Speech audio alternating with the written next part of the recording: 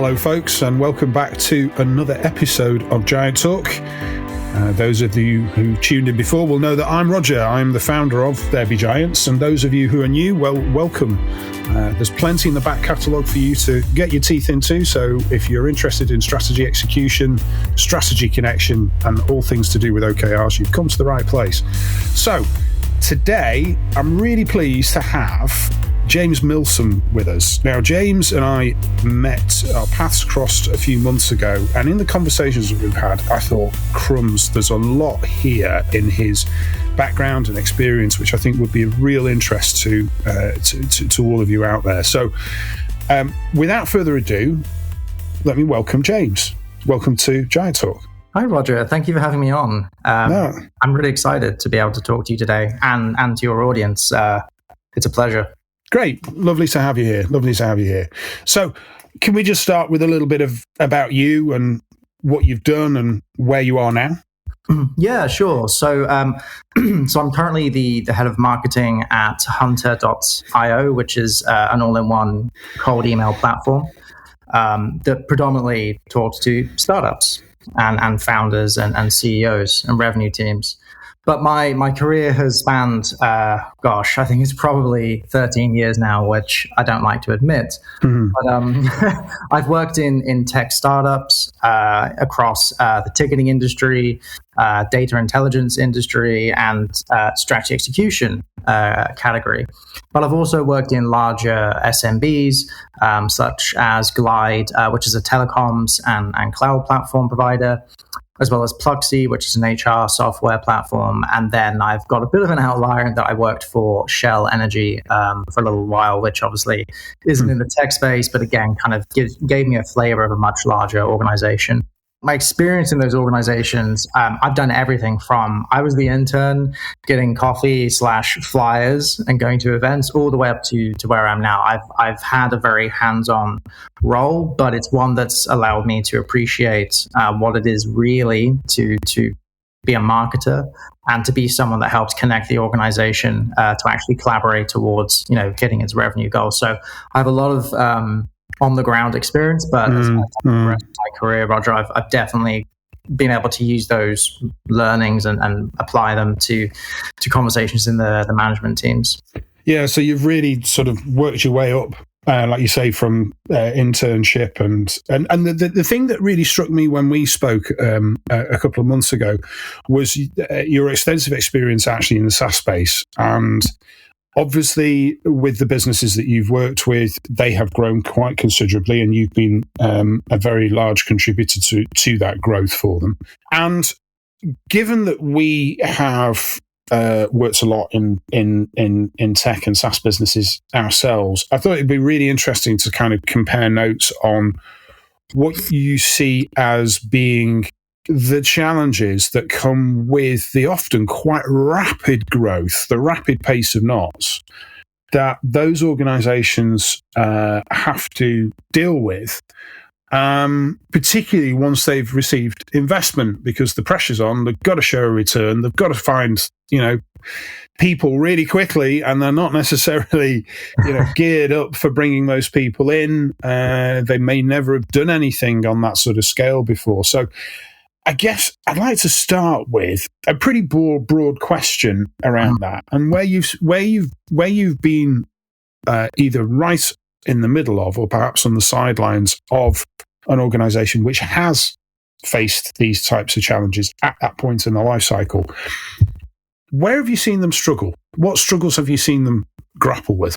I think that it all comes down to communication, honestly, whether it's been a company that has gone to IPO, whether it's someone who's getting their Series A or even B funding, or it's someone that's, when I worked at Pluxee, we were going through an M&A. The company that I worked for was acquired by Pluxee, then known as a division of Sodexo, the healthcare giant. But what came across in all those sort of experiences that I gained in those organizations is communication.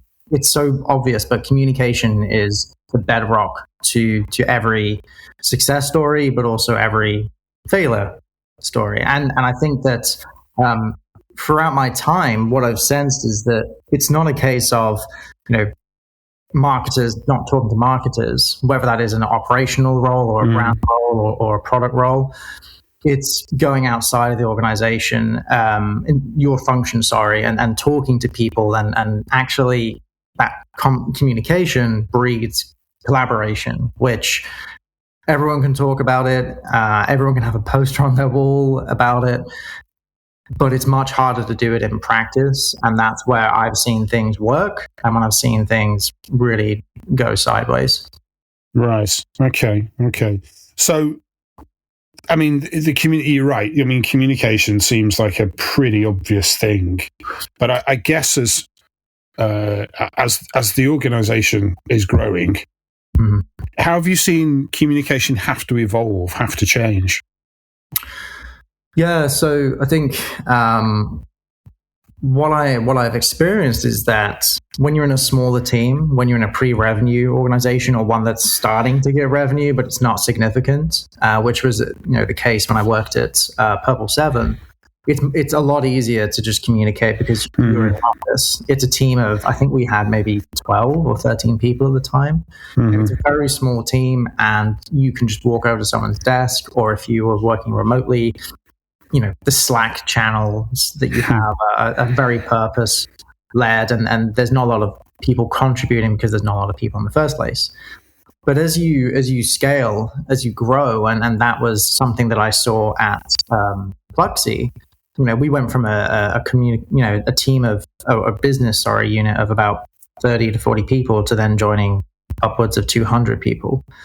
And what happens is that you have this melting pot where you have to find ways to be able to cut through the noise. And I know that's a cliche, but collaboration can only happen through effective communication. And so what I saw at Pluxee, which I really liked, was that we would have what we would call tiger teams. And tiger teams would be plucking people from different functions for different goals that they'll be working towards. And this was really effective because not only were we able to do it in the division that we sat in, we actually collaborated across the entire Sodexo ecosystem, which, for someone who was 3 or 4 years into their career at that time, that was such an eye-opening experience because, one, it was overwhelming in a good way, and two, it showed me that actually if you can find a way to create guardrails and shape the way that we communicate with one another around a goal, around a project associated with that goal and the metrics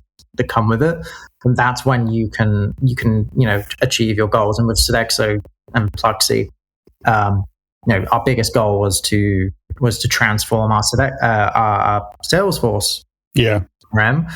And there were lots of instances of Salesforce CRM across I think they eventually had like 4 different companies acquired and merge it into one. And then in the top spot, it was a massive, massive challenge. And so that sort of matrixed approach in that large organization really, again, was one of those things where I thought, I've gone from being able to talk to someone across the table from me to I'm talking to someone over in France, but it doesn't feel any different. And they were able to find that something that you have, that DNA you have in communication in those smaller organizations, and bring it into a much bigger setting. So, that was a great example. And then in my time at iNexus, we again had about 120 people. We had a sliding range of headcount, but no matter how large the organization, our CEO Simon was very passionate, and my manager, the chief product officer James Davis, they were very passionate about collaboration. It was something that was built into every conversation. If I was talking about, we're planning to shift our positioning, it was okay, but have you worked with sales? Have you spoken? Have you spoken to the product team? Have you actually gone out of your way? And that was a very different approach. It was more of a coaching approach to but again, gave you sort of the impetus to actually go out and talk to people and make sure that you do collaborate and you do communicate. Because I think those two C's are interconnected. So whether it's a small, across the table conversation, whether it's matrix with those tiger teams, or it was, your manager, directly coaching you, encouraging you to collaborate. I think there are loads of different ways that you can approach the idea of communication, but it's only when you have someone who is leading that mentality, leading that approach to communication, that it can be successful. When there isn't someone, everyone has an opinion, and the person who shouts loudest normally is the one that can lead the way. Whereas in those three different examples, no egos, there were no loud people. There's so much to unpack in what you've just said in the past couple of minutes. First of all, I love the term tiger teams. Never heard that before, but yeah, I mean, it's interesting because what you're talking about there are cross-functional teams, if I understand you correctly. Yeah. And the term team is often associated purely with just a functional team. So it's good to kind of play with the term so that people understand that it's not a functional team. So, interesting they choose that anyway.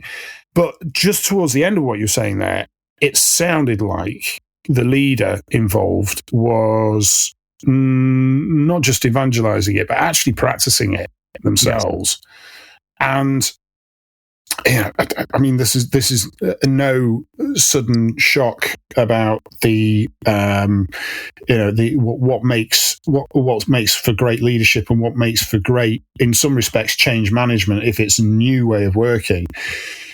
But I'm coming across this still, and there's still leadership teams out there who are reluctant to kind of get their hands dirty with this type of thing, and they'd rather delegate it to, a communications team or a chief of staff team or something like that, just to go do it on my behalf, okay? And I think that is where there's a big trick that's missed. And because it's not coming from the mouth of the leader, it really doesn't carry the same weight, the same gravitas, the same impact that it has when it comes from the leader themselves. And, you said that that one was particularly passionate, and that really shows through, doesn't it?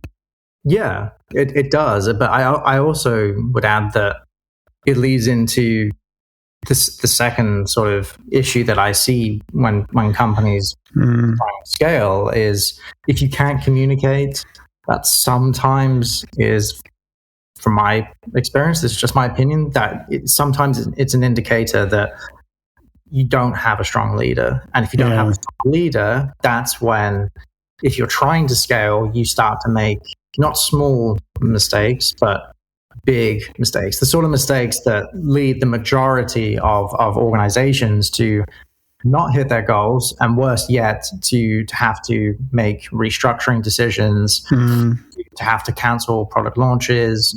Just a lot of bad things can happen that stem from the poor communication. Right. Interesting. So I'm really getting a sense for you that in your experience, communication has been right at the root of it all. I think is fair to say. Right. Yeah. I think you actually used the term bedrock before, which is a really good way to describe it.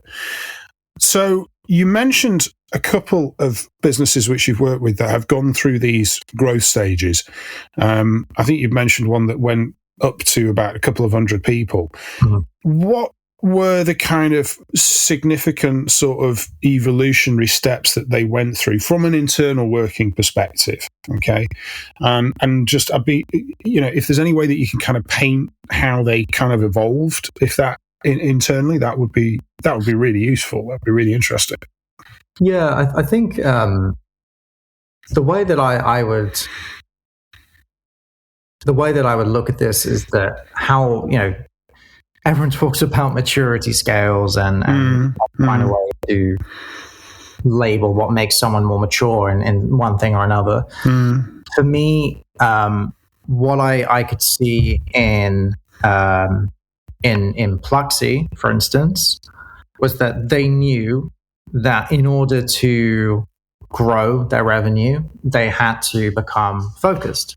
And focus didn't just mean becoming focused in the sense of we're going after this ideal customer profile. It meant focused in the sense of we know that we need to have a team within each function that does a very particular role. And so, if you're in sales, what you would start to see are business development reps who would go and do demand generation, collaborating with marketing, collaborating with success. You would see sales development reps who would work very closely with marketing to work the database of contacts that have been generated through inbound marketing. And you would see the account execs working hand in hand with product and success teams to be able to make sure there's a very consistent handoff process and no information is lost. In that handshake. And so you would start to see teams within functions form, and marketing was no different. You would have operational marketing, which is more campaign based. You'd have brand marketing, which was working more with corporate sponsors and really focusing on the brand. You'd have product marketing that would be working to shape the value proposition and develop new products hand in hand with product. And then you would have you'd have another team that was dedicated to, I think at Pluxee, it was beneficiary marketing, but that was because it was a B2B2C play that they had going on there. But in all of these instances, what you're starting to see is a maturation of internally, how are we what talent do we need? How does that fit into the goals that we've set? And how do we give them the right environment? Because not only did you have these people encouraged to collaborate and communicate, and they had very clear goals, metrics were shared. Marketing didn't just look at contacts or marketing qualified leads. They were looking at what bookings do we have, and bookings would sit primarily underneath the sales function.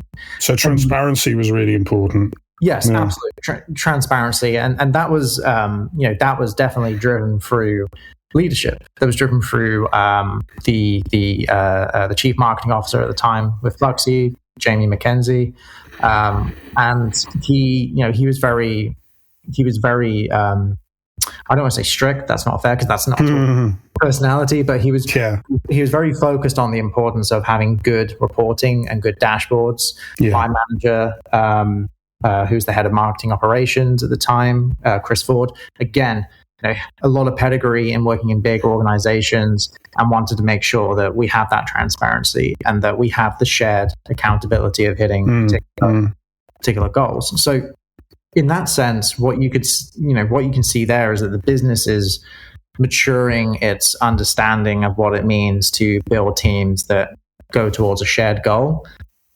Whereas in some organizations, won't name, in some organizations, what I've seen is the opposite, where there's encouragement for collaboration, but it just leads to trampling on other people in terms of their knowledge and their experience, and ultimately what their remit is. And it leads to silos as well, and a blame culture. And ultimately, it's what can contribute to spending, if you've IPO'd, it can equate to spending a lot of money for very little results and a lot of operation, and eventually, you have to go through restructuring exercise. I mean, you started to touch upon culture there, and the points that we talked about thus far around communication, focus, collaboration. The culture has to be right. It's one thing the leader being, a role model and embodying them, and that's a huge influence for the culture, but it takes more than that, doesn't it? Yes, it does. It takes culture is not this thing that is something that you put on your screensaver. It's not something that you poll the business, or you even tell the business this is what the culture is. It's intangible. It's something you have to observe and to get out into team meetings, get into client engagements, and actually start to appreciate what it is that makes your business your business. And similarly, you can get that from investors who can look inward or outward, into the business, and they can tell what it is that makes the company special. But too much lip service is paid towards culture, and not enough effort is put into almost codifying, and then on top of that culture and making sure that it evolves and it bleeds into your hiring strategy, it bleeds into your performance measurement approach. Yeah. And because it's all about making sure that you've got the right fit and that fit remains the right fit as well. Yeah.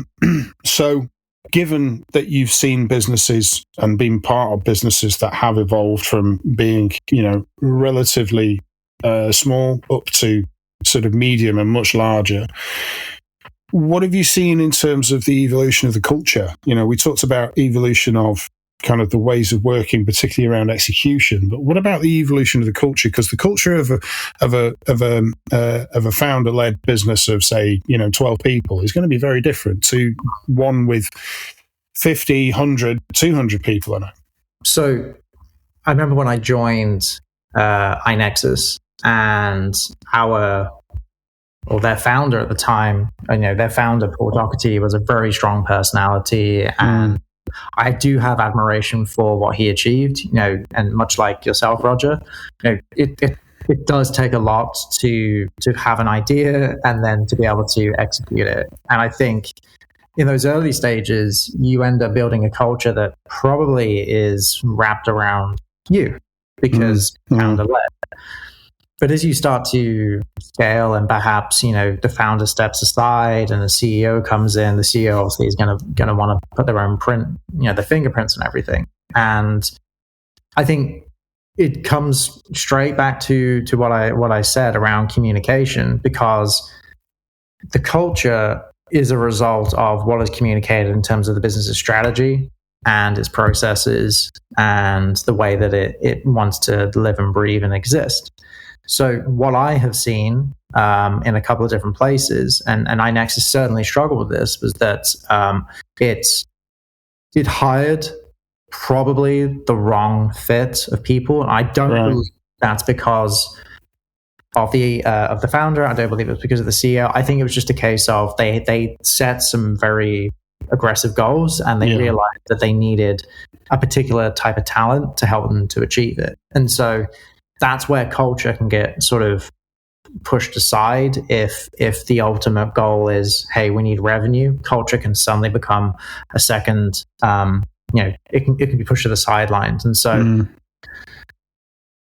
the culture in organizations where I've seen the culture turn 180, it's where sales have come in, and it's the wrong type of salesperson. Right. And the wrong type of salesperson needs a very clear market strategy. They need a very go-to-market strategy, They need a very clear target. They need supporting tools in terms of collateral and tech and processes. Because without that, it suddenly becomes about them. And once you start to multiply those types, and I'm not painting one of my best friends is a salesperson, so I'm not. I used to be a salesperson myself.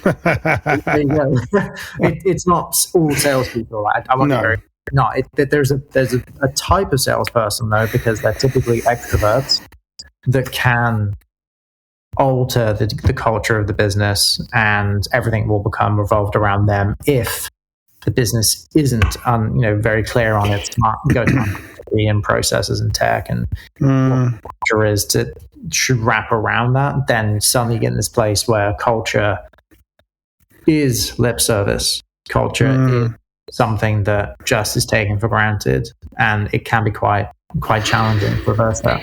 God, there's so much to unpack in that, and just kind of going back to my own experience. In organizations, sales organizations where I've worked, you're right insofar as the big salespeople can become the rock stars of the organization, much higher profile than perhaps the CEO or the MD. And almost, I've literally seen them almost be worshipped. But the problem is that you've got an organization that has a set of values that are on the wall and on all the mouse mats and everything that are diametrically opposed to the practices which are being, role modeled, exhibited, and in many respects championed by some of these in my previous experience, some of those salespeople, and it was almost like the culture was. I'm not saying it was done on purpose, but it was almost like the culture was hijacked. I like that. I don't I like that. Yeah. And it's funny because I was in quite a junior position when I was observing this, and I wanted to work my way up the ladder, and I got to the point of, the same level as these guys, but I there was something inside of me that said, I want to be successful, but I don't want to do it like they do.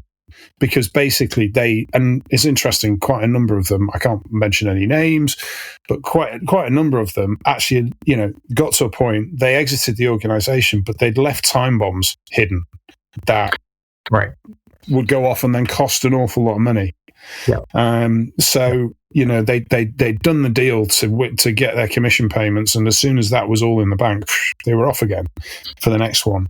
So maybe that's, I don't know how prevalent that is nowadays, because I think sales, crikey, I don't want to give my age away here, but I'm maybe talking 20 odd years ago. I'd like to think that B2B sales at that sort of strategic level have evolved. Fingers crossed. I think buyers are perhaps a lot wiser. I think information's a lot more transparent. I think marketplaces are a lot more of a level playing field, perhaps. So I think that ultimately they've got to be more competitive, perhaps, than they were back in what was essentially the late 90s, early noughties, I suppose. Crikey, I didn't expect to go off down that route today. Well, I think that it is all interrelated. I don't believe, like I said, I believe if you are a good communicator, you're a good collaborator, therefore you're a good leader. And good leaders develop and collaborate good go-to-market strategies that the business is wrapped around. And that I believe that's inseparable. If you don't have that ingredient, that bedrock of communication, then that's when I have seen things not go to plan. Yeah. And just one point that I just want to jump back to in all that. You mentioned that some of the organizations that you'd worked in, you would have regarded them as being purpose-led. Mm-hmm. I can see how that's easy for an organization of, 14, 15 people to be purpose-led, because again, they're close to the founder. They can sense the passion. They can get the fizz. Maybe they've even been there since quite early days, so they really share that passion. How have you seen in the businesses that you've been with as they scaled up? How have you seen them, if at all, retain that sense of passion for in the people? Sorry, that sense of purpose. Beg your pardon. That sense of purpose. Yeah.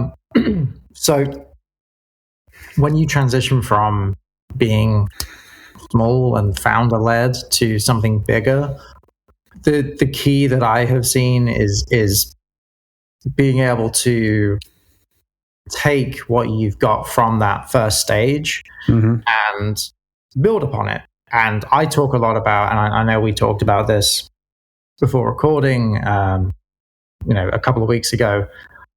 I call it the founder syndrome.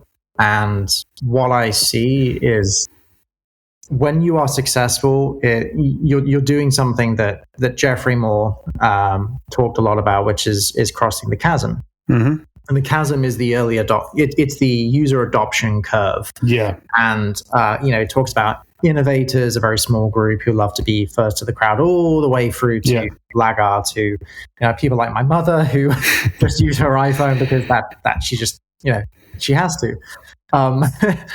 And Jeffrey Moore talks about the chasm, and the chasm is this gap between the early adopters, so that's the second stage after innovators, and then the early majority. The early majority is where you see typically a hockey stick growth. Yeah. Founders get you to the innovators stage, and sometimes they can get you into the early adopter stage. And to maintain that purpose-led mentality, it's vital that the founder or the CEO, whoever is actually leading at the time, is able to help the organization look at its teams, look at its goals, look at its customers, because ultimately to be purpose led is to be customer centric. Mm-hmm. If not customer centric, then that's a one way ticket to your revenue falling off a cliff. And they're able to look at all those things and say, okay, what is it in our DNA that makes us successful? Who buys from us? And how do we get more of those people to buy from us?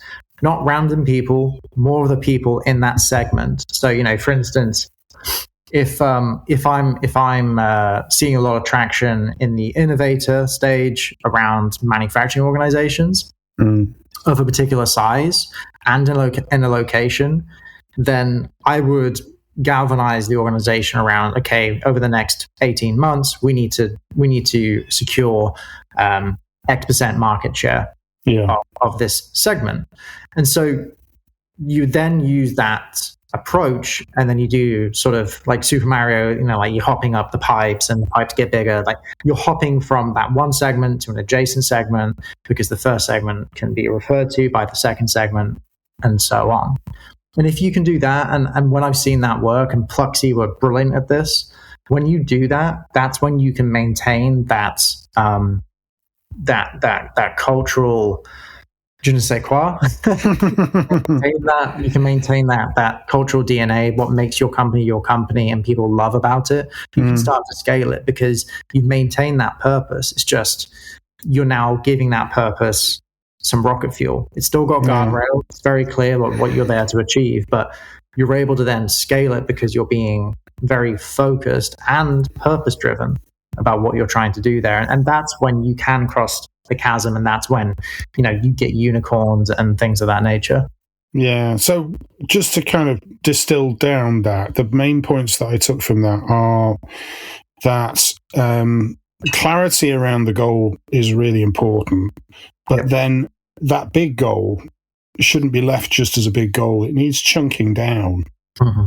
It needs chunking down so that those who are doing the work every day on it can feel a stronger sense of connection to something which is a smaller chunk and potentially more achievable, and something that they can see progress against here and now, rather than something over a much longer time frame. Yes, absolutely. Yeah, absolutely. Yeah, that's all really good food for thought. It's all really good food for thought. I mean, it's great listening to your insights. You kind of, I suppose, being on the other side of the fence. We come in and we work with businesses at certain points. You might say actually it's certain sort of points of growth, points of gear change, inflection points, whatever you want to call them. But we're already with them for a few weeks, maybe a few months. Whereas you've seen these organizations change over a period of time as you've been part of them, as they've grown, as they've had investment, and so on and so forth. And I think that's really, that brings a different perspective to it, actually. So, any parting thoughts before we wrap up? I mean, if we've got listeners who are kind of maybe thinking, how I need to grow, how do I do this without falling into making the same mistakes, what would be the one takeaway that you would give to people from what we've been talking about and your insights and experience? I think that I'm a very pragmatic person, so I believe in setting goals, whether they are annual goals, quarterly goals, or even breakthrough goals of a longer horizon. I believe in being clear in the direction you want to go and having everyone gather around that direction. And whether it is maturing your PMO to the point that they can take away a lot of the admin and the project management associated with achieving those goals, or it's using that direction and that clarity to know that you want to invest in something like Hunter, shameless plug, Hunter, to help you to find the people that you need to be able to go and engage with and sell to, or it is actually just using that direction to know that I should try and talk to our customers more, because ultimately it's the customers that will give us direction.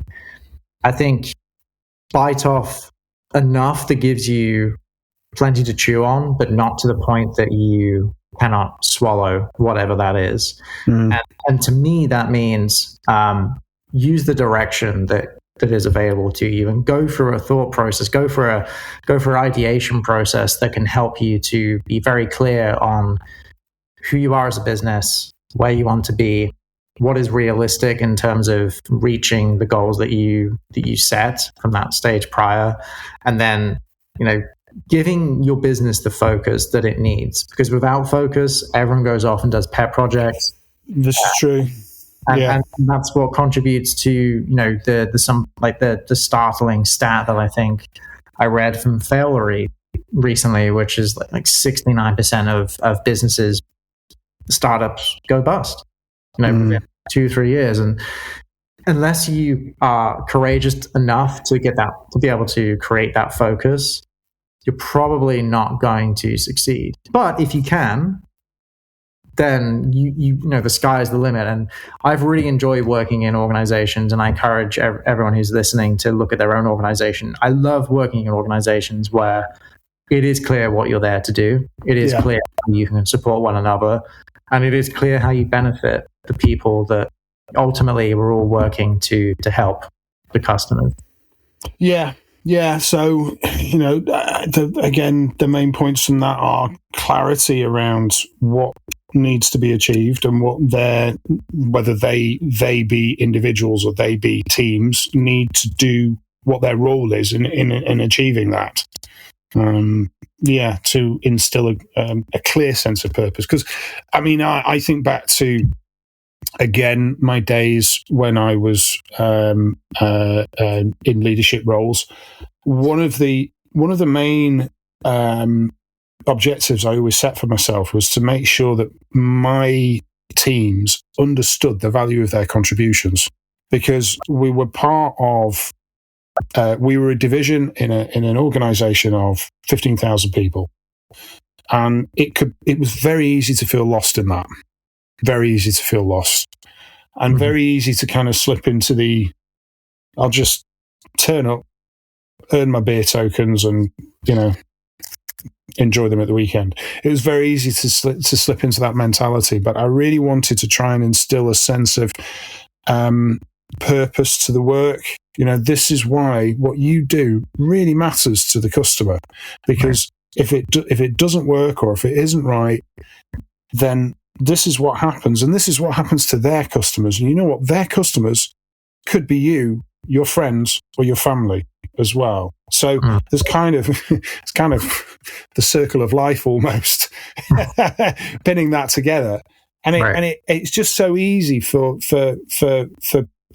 people to, when they've got a high volume of work to get through, and it's natural for them to become just focused, put the blinkers on, and let's just get them done and get home. But actually, just get them to try and think about how important the work is that they do for them.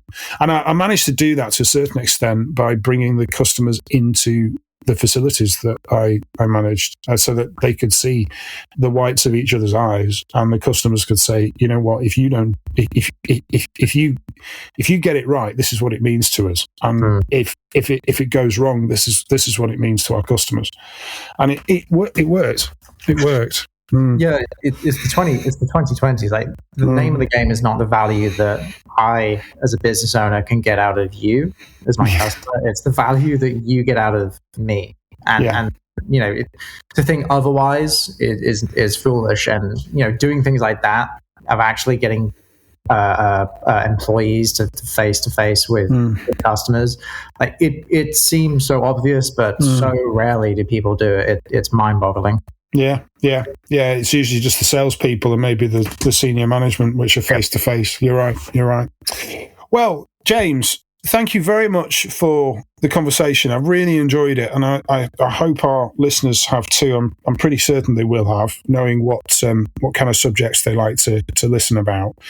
Just before we wrap up, how can people get in touch with you if they want to connect at all?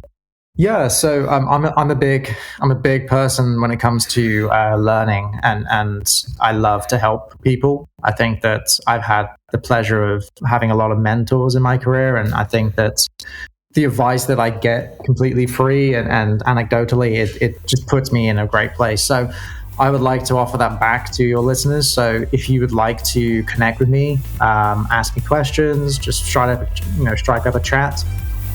You can find me on LinkedIn. My URL is very simple. It is linkedin.com/in/James Milsom. And let's connect and let's talk. And I'm always open to talking to people about their go-to-market challenges and hopefully giving them some ideas on how to do things a little bit differently. Fantastic. That's very generous of you. Thank you very much, James.